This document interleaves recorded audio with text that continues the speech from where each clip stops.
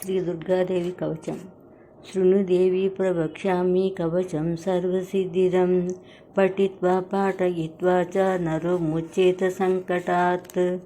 अज्ञात्वा कवचं देवी दुर्गा मन्त्रं च यो जपेत् सनाप्नोति फलं तस्य परं च नरकं व्रजेत् उमादेवी शरः पातु ललाटे शूलधारिणी चक्षुषी केचरी पातु कर्णो चत्वरवासिनी सुगन्धा नासिके पातु वदनं सर्वधारिणी जिह्वां च चण्डिका देवी ग्रीवं सौभद्रिका तथा अशोकवासिनी चेतो द्वौ बाहु वज्रधारिणी